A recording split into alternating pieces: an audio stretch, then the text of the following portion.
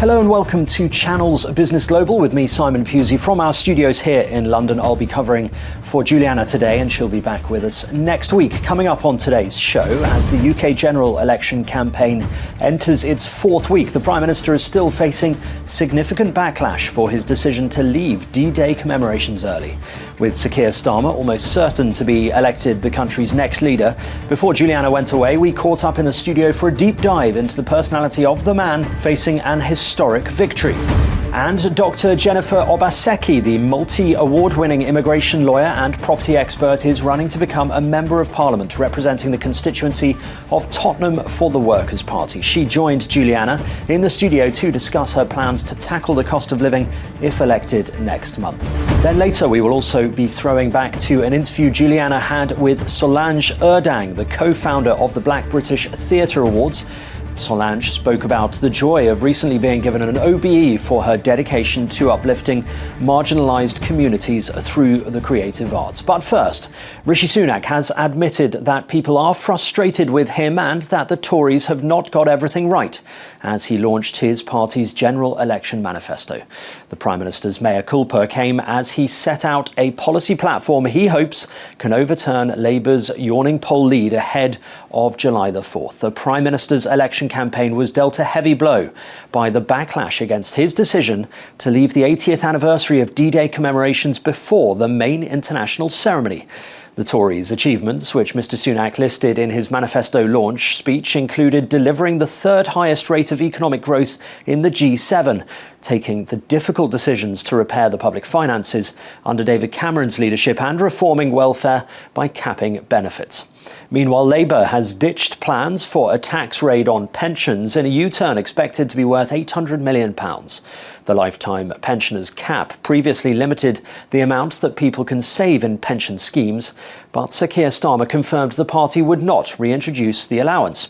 The latest YouGov poll shows Labour could be on course to win a historic landslide, with the party expected to win a 194-seat majority. It would be the highest number of seats of any party at any election since Stanley Baldwin won a majority of 208 in 1924. Well, for more on this, I earlier joined Juliana in the studio for a deep dive into the politics of the man likely to be the next UK Prime Minister. Simon, according to all of the polls, in just a few weeks, the trajectory of this country is going to change. It's no longer going to be blue Conservatives, it's going to be red Labour Party. There are fears and there is anxiety, not just among Tory supporters, but among Brits, that they don't really know much about Sir Keir Starmer. Can he be trusted? Does he like the black community? Does he pander to non-Muslim beliefs? Talk to us really about the man who is likely going to be the next British Prime Minister. I think what a lot of people would think of him as being quite bland. I think that's his main challenge, is to come across and show some personality. And we've talked about Rishi Sunak a lot being very sort of detailed and meticulous, but again, not showing much charisma after the Boris Johnson years.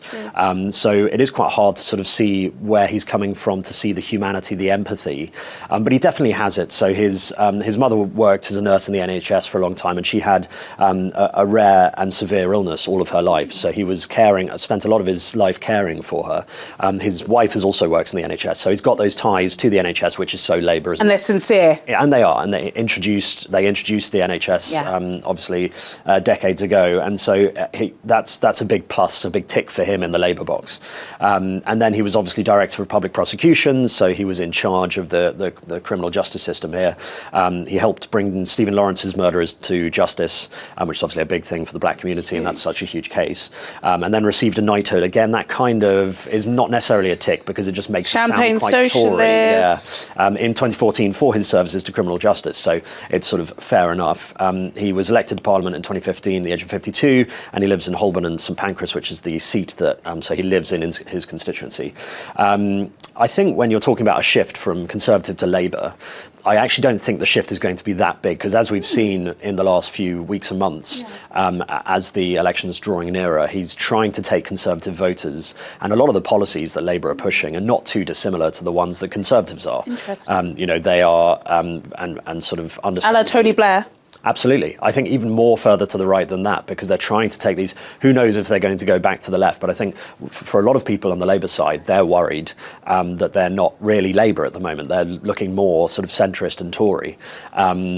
But I think his challenge still is, who is he, what does he stand for? Because it's quite hard to distinguish him from being a centre or a leftist Tory. What about the cabinet?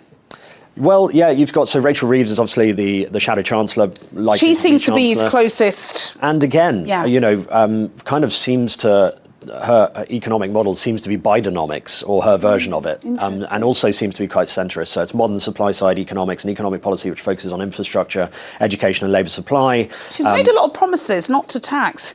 I think they're going to come back to haunt her. Right, they have. And, that seems also quite un-Labour-like, doesn't it, to keep taxes or reduce them further than what the... she's coined the term securonomics to refer to her version of economic policy. So it's very kind of do maths by the book, no unpromised tax, no unpromised spending plans.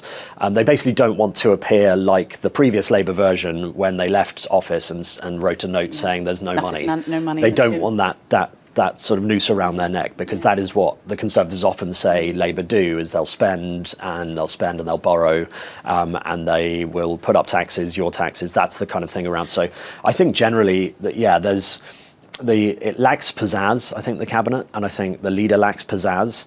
But at the moment, that's kind of what we want. We don't want the however many leaders we've had in however many years. Just give us some good governance, please. We don't want somebody that you can go to the pub with. Any idea who potentially could be taking over from Rishi Sunak, the leader of the opposition? I know it's still to play for. We're hearing a lot of Penny Mordaunt, aren't we? She is kind of very statesman-like as well. Yeah. Obviously boosted by her appearance at the boosted very well.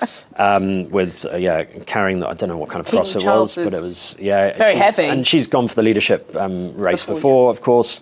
A lot of people talking about Kemi Badenoch, more on the sort of right side of the party, but very eloquent, very good speaker. Yeah, great. She has a lot of fans. Nigerian. And Nigerian, of course.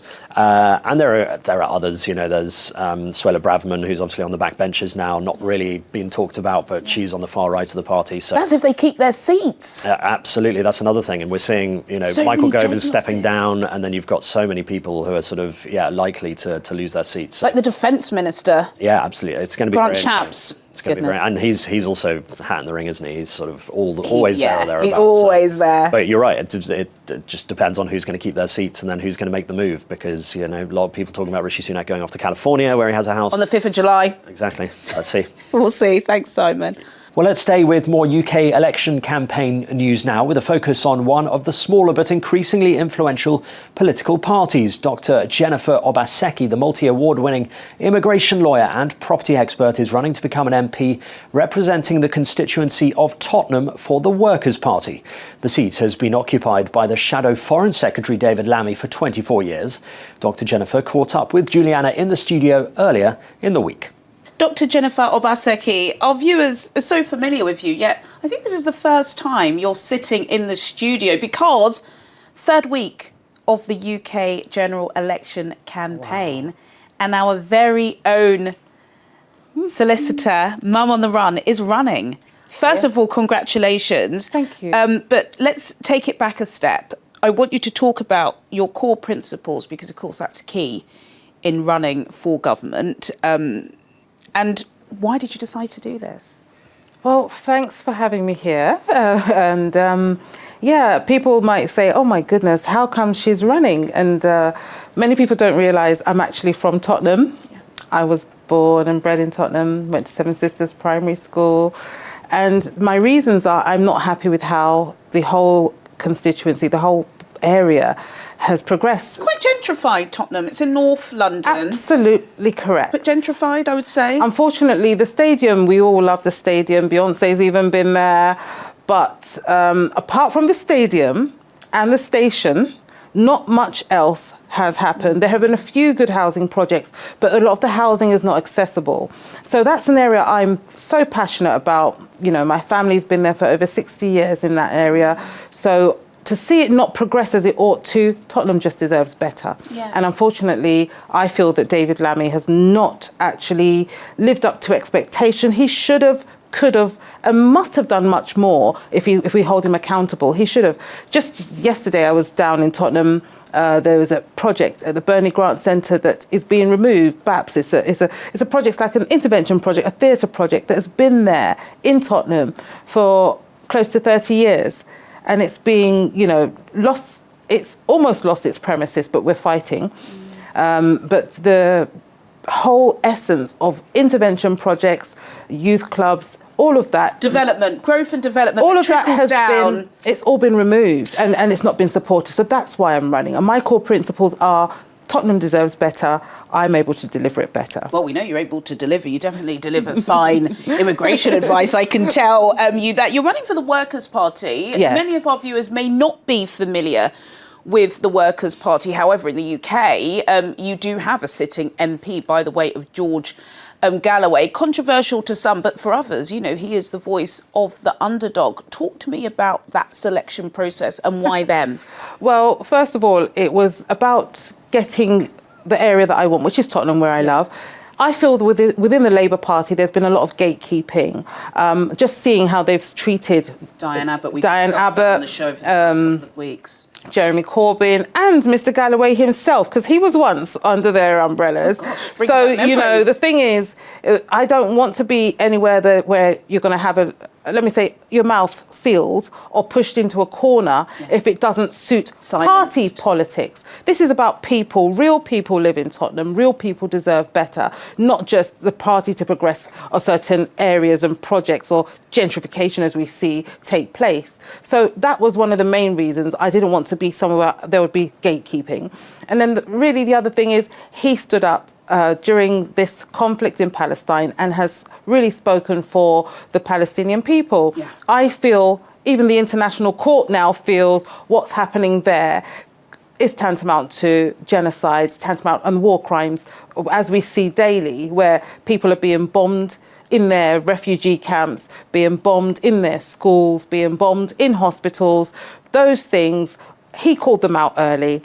Other parties were very reluctant, even till now seem very scared, despite arrest warrants being issued. So that's another reason.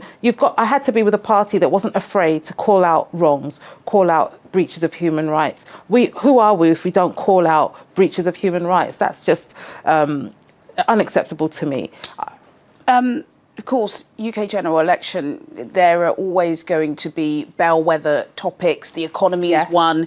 Immigration, certainly. Immigration is a hottie. Another, I did say to you that, of course, we know you as an immigration expert. You are the founder of Obaseki Solicitors. You are the leading solicitor there. You're not just going to be representing people of Tottenham. You're going to be representing people of the United Kingdom. What is your stance on immigration? Because whether you like it or not, the British people care about that topic. First of all, I would say that the British people need to realise that within their own kind of communities, not many of our young people want to go and become care workers. Not many of them want to go and, dig up potatoes or do farming. Yeah. Why is that? It's because those career paths have not been very attractive. But migrants have come in and made sure that the British economy has ticked over year on year. Now that we've left the EU, there's been a loss of workers and there's gaps. I mean, over 100,000 workers are needed in the care industry. So what I would say to the British people is we need foreign workers for the economy to take over. So you're saying open border policy? No, I'm saying there has to be proper immigration policies that encourage the return of people at the end of a period of work. And then there must be an effective and efficient Home Office, not one that just charges over £1,000 for applications, but ones that actually Home Office over 1,000, almost 3,000. When you add the IHS fee, when you add it, it is over £3,000. It's eye-watering for families. So you want a Home Office that is actually efficient and accountable. Dr. Jennifer Obaseki, I am very proud of you. Very proud. Mum on the run, running, doing what you should be doing. Of course, Dr. Jennifer Obaseki is the lead solicitor and founder of the leading immigration law firm in this country, which is Obaseki Solicitors. But then she is also now a Workers' Party candidate in the July 4th UK general election. Good luck and come back and talk to us. I'm very grateful. Thank you so much for having me. Thank you, Doctor. Coming up on Channel's Business Global, Solange Erdong, the co-founder of the Black British Theatre Awards, will be speaking on the joy of being given an OBE for her dedication to uplifting marginalised communities through the creative arts. All of this after the break. Do stay with us. Welcome back to Channel's Business Global with me, Simon Pusey, from our studios here in London. Now to our final topic. Black British theatre has a rich and dynamic history in this country, reflecting the diverse experiences and contributions of Black British playwrights, actors, directors and other theatre practitioners. The Black British Theatre Awards, co-founded by our next guest, Solange Erdong, celebrates these achievements, which is one of the reasons why she has been recognised by Buckingham Palace. Solange Erdong, thank you so much for joining me in the Channel's Business Global studio, and congratulations on being invested with an OBE. We hear about it all the time, but as somebody living in Britain, I know the magnitude of such an honour. Like, that is huge. Please, I want you to talk to us about what this recognition means, how you found out, what it was like meeting the future king. Just tell us everything. Okay, well, I think it was at the beginning of December I got a call because I'd moved home. The invitation or the paperwork had gone to my old address. Oh my goodness. So I got this call randomly and asked to fill in the form and send it back on that day. So I quickly did it. And then it kind of started to sink in. I'd heard that maybe, people were talking about it, but I didn't actually think it was happening. Yeah. So on the 30th of December, when it was officially announced, I realised it was real, and I just had an influx of congratulations. Yeah. And family as well have contacted me, really, really proud of me, really proud.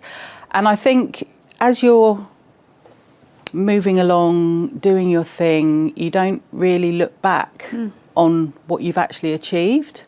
You just get on with your day to day and what you believe in doing. And it really meant a lot to actually reflect and say, oh, yeah, I have made changes. I have contributed to dance and musical theatre, So, yeah, it's a wonderful feeling, just being appreciated. What's it like being at Buckingham Palace? I've been there as a guest of somebody who is getting an OBE. But what's it like, actually? It was actually Windsor Castle, so it was lovely. Even better. Yeah, so we had a family outing. A day out. We stayed in a hotel the night before. Oh, lovely. Was the weather nice? Yes, the rain held back for us. And of course, I didn't know who was going to do my ceremony. Yeah.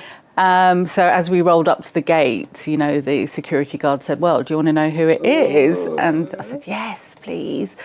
And it's Prince William, and I was like, like a little fist pump, because I do know that it is. And also, he loves the arts, and he's known for loving theatre. Yeah. So I was like, great, because, he does follow theatre.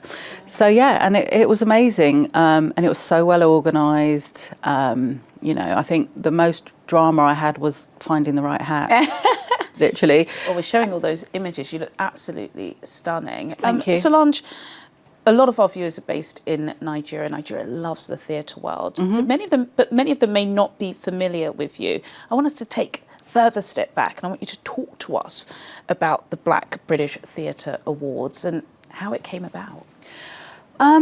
It came about in 2018. There was some negative social media going around about casting for black creatives and black actor musos. And I responded to a chain of comments within the industry. There were big industry people commenting. And I said, is there not a MOBOs for theatre? And everyone said, oh no, there isn't. And I didn't believe them. So I went off and did my research, and then I got back to Omar, whose feed it was, Omar Okai, who has been in theatre since forever, I can remember. And I said, well, let's do it. Wow. And 2019, we had a launch party, and we had a waiting list, and I was like, this is something. What's happening? Yeah, we were lucky that we are involved in theatre and we are very well connected. But we did the launch party to see if anyone be interested. And actually it totally, desperate for yes, it. Yeah. yes. And so the first ceremony was a sit-down dinner, and it was quite simple, but posh, yeah. And then the last 2 years at the National, and then this year we're at the Lyceum Theatre with the Lion King's 25th anniversary. Oh my goodness! Well, I can't wait. So it's going to be there. it's going to be the biggest audience that we've ever had. It's funny how it all falls into place. I know, as well, what's happening. I know, and they've been amazing and supportive in allowing us to hold a huge BBTAs there. So 2018, you write on Omar's post. 2019, you're doing it. This year, it's the biggest event since you started. Mm-hmm. How has diversity and inclusion in the industry changed in that time? On stage, it changes. It depends what shows are in and what the casting is. Off stage, not so much, unfortunately, and that's where the awareness. I think producers tend to use the people they know and they've worked for before. It doesn't mean anything more than It's not that. race. It's it's just who's in your network. Who's in your network? Yeah. Who's easy to work with? Yeah. Who's reliable? Who's good? And I think young black kids don't see themselves at all off stage, and I think that's where a lot of work has to happen. So they see it as an option. Is it changing? Because obviously people are obviously having these conversations. Why are we still in that same place then? If everybody knows it's obvious, well, I'd always say the training, the colleges are not reaching out enough to be able to train or make aware the options there are in their career choices. I think it's a really good point, because you see it with telly. A lot of people say, of course, TV is so diverse. You've got Indians reading, the news. You've got blacks reading the news, and it's like, well, actually, go behind the screen. It's not diverse not at all, isn't it? No. I think a lot of people have the perception that things are changing. You just scratch beneath the surface a little bit. They're not. How do you think the theatre community and society at large should continue to support and promote diversity and inclusion? What can we do to help you guys? We have a report in action at the moment. It's called Act for Change, and we are pushing it out to creatives, theatre performers, and the general public. If you follow our Instagram at the BBTAs, it's open at the moment.